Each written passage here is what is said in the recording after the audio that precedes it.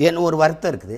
இவ்வளவு பேசிய மகன்களுக்கு, இவ்வளவு போராடிய பிள்ளைகளுக்கு, இவ்வளவு உண்மை நேர்மையுமா, இவ்வளவு மாற்று அரசியலை, தூய அரசியலை எடுத்து வைக்கிற பிள்ளைகளுக்கு நீங்கள் இன்னொரு 10 லட்சத்தை வாக்கை போட்டு விழுக்காடு கொடுத்துருக்கூடாதா அப்படின்னு ஒரு வருத்தம் இருக்குது. அவ்வளோதான்.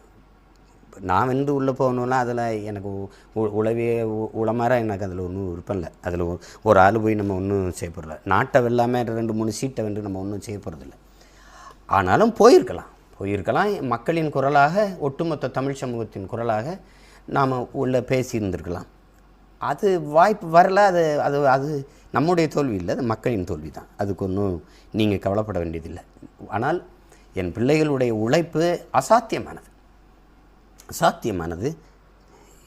நான் எதிர்பார்த்தேன் நான் வென்றுவேன், 5-6 பேர் நம்ம உள்ளே போயிடலாம் அப்படின்னு நான் நினச்சேன். தம்பி இசை மதிவாணன் எல்லாருக்கும் வெற்றி வாய்ப்பை நான் கணித்தேன். அது நடக்கலை. அதனால ஒன்றும் இல்லை. நம்ம போய் இன்றைக்கி இல்லைன்னா நாளைக்கு போகிறோம், அவ்வளோதான். ஆனாலும் உங்கள் உழைப்பு அசாத்தியமானது. என் பிள்ளைகள், என் உடன் பிறந்தார்கள், என் உறவுகள் பெரும்பாடு பற்றீர்கள்ங்கிறதுல நான் ரொம்ப மகிழ்வோடு அதை பகிர்ந்துக்கிறேன். இன்னும் கவலைப்படாதீங்க. இன்னும் 10 ஆண்டுகள் கூட நம்ம போராடுவோம். ஆனால் உறுதியாக வெல்லுவோம். அதில் எந்த மாற்றம் உங்களுக்கு வேண்டியதில்லை. எந்த காலத்திலையும் தமிழ் மீதும், என் தாயின் மீதும், என் தலைவன் பிரபாகரன் மீதும் ஆணையிட்டு சொல்கிறேன், தடம் பெறல மாட்டோம். தன்னலத்திற்காக சமரசங்களை செய்ய மாட்டோம்.